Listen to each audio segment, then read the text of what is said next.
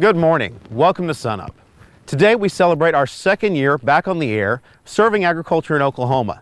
And we do so with one of the more fascinating conversations we've had in those 2 years, our interview with Temple Grandin.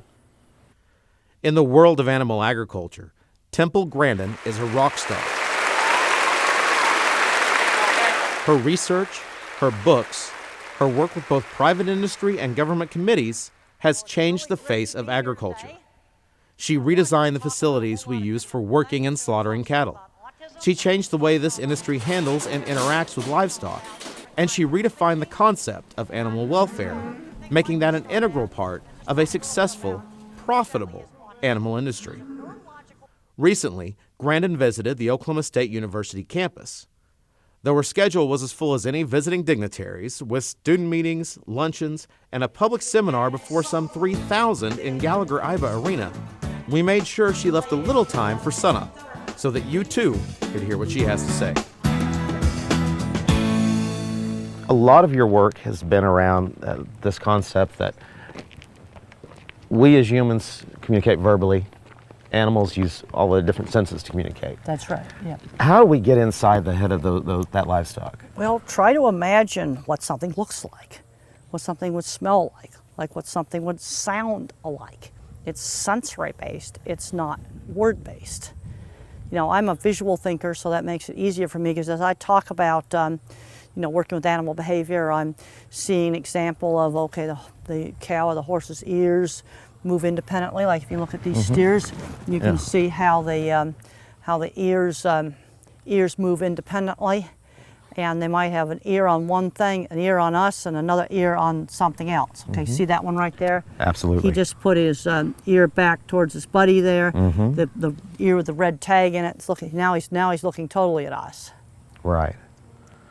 So it's a matter of just spending some time and getting to know your animals. Well, yeah, and there's a lot of people that are very, very good at handling animals. They kind of intuitively know these things, but they aren't able to explain it very well in language. But the thing is, think sensory. What does something look like? What does it smell like? What does it sound like? What does it feel like? Maybe just shut your eyes. And I remember one time talking to a horse trainer, and he was very, very, very frustrated because he couldn't tell his students how to tell what the horse was getting upset and getting ready maybe to buck or kick. And I said, I want you to shut your eyes. What does a horse do when he starts to get upset? Well, his tail is swishing, his head's up, he's quivering, maybe the whites of his eyes are showing. Right. Okay, now you can train a student to look for tail swishing and the whites of the eyes showing. I can't train a student on, feeling or in tune with the horse. Too often it was explained as being in tune with the horse. Right. But there are definite behavioral signs that the horse or the steer is starting to get scared and upset. You get animals all frightened and scared, they're less productive animals. Like cattle that run wildly out of squeeze chutes, they don't gain as much weight. They're more likely to have dark cutting meat. There's a lot of good reasons for handling cattle quietly. Another thing is safety to people. When cattle get upset, they jump on top of people and they hurt people. Also be very wary of the lone animal. You get a lone animal off by itself panicking and freaking out because it's separated from its herdsmates. That's a place where you get in a confined space with that lone animal. He can really hurt you because he's in just a panic. And the solutions to the problems that you see, though, it's not all about spending money and buying new equipment. No, in most places, one of the things that we found, yes, and I've designed a lot of fancy equipment, and you're building a big feed yard or a big plant, yes, the amount of cattle you're handling, yeah, I'd recommend, really having some really nice equipment. Silencer, squeeze chute, and some of that really, top of the line stuff. But on a lot of small ranches, you can work with some very, very basic kinds of equipment. But you've got to have non-slip flooring in your squeeze chute, your loading ramps, your scales. Non-slip flooring is essential. They panic if they start to slip. I think you've got to at least have a head gate to put cattle in. But one thing I was amazed with, and some of the work that we did where we had to get people into cattle handling compliance, was a lot of simple fixes would work. We'd add a solid side where they could see the trucks going by. We'd change lighting, because you see meat plants were inside, so you could do a lot of things, adding lights and changing lights. In a building like that, see how that's kind of dark? Absolutely. If that's the entrance into your cattle handling facility, they may not go in there. So what you got to do is open up the wall on the other side so they can see light through the building. Right. Then they'll go in. Another thing I want to see is measuring cattle handling. Too often times I've gone out to a place, I got the cattle handling really nice, I come back a year later, the hot shots are out and the screaming and yelling is out. The first thing in cattle handling is get your mouth shut and calm down and stop flapping your arms, because scared cattle are going to be a lot harder to handle because they're all stuck together and frightened. Right. Calm down. And then we need to measure handling. And specifically measure. We need to specifically measure handling, because we've got to make sure we don't go back into bad practices. Right, so you don't want to use general terms, you want specific I want counts. to measure how many cattle fell down during handling. That should be no more than 1 or 2%. How many cattle did you use the hot shot on? You know, NCBA guidelines, it should be 10% or less. How many cattle moo right when you catch them or right when you put them in the squeeze chute?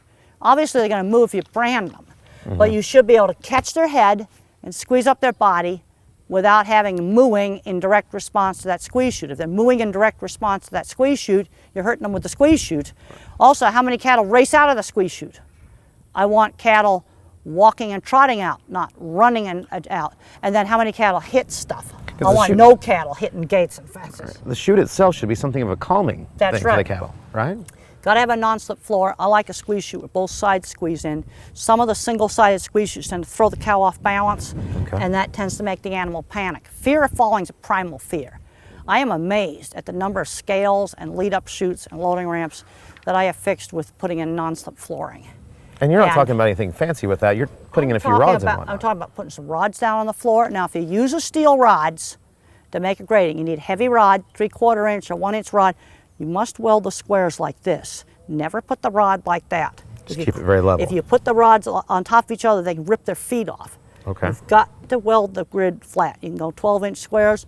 Also, you can buy these woven tire mats. It looks like a giant kid's pot holder made out of tire treads. There's a company up in Kansas that makes those. They're really super nice. You can rent grooving machines.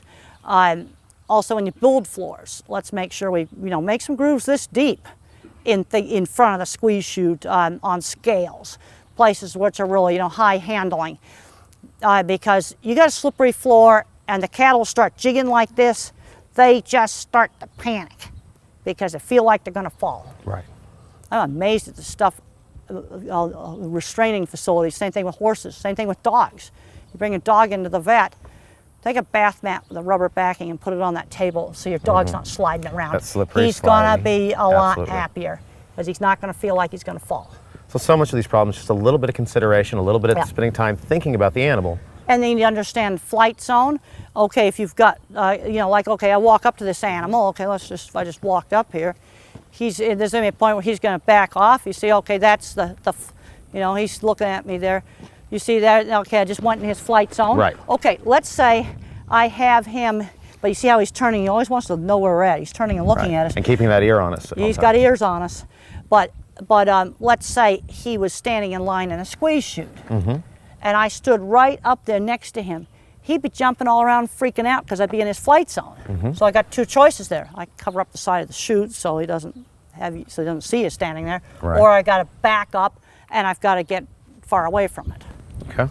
Because he's not going to be happy if I'm standing next to him in the lead-up chute. Now, obviously, I have to stand next to him when we're working on him in the squeeze chute. We don't have any choice there. But while he's standing in line, he shouldn't have to have people in his flight zone. Shouldn't feel like he's pressured there. That's right.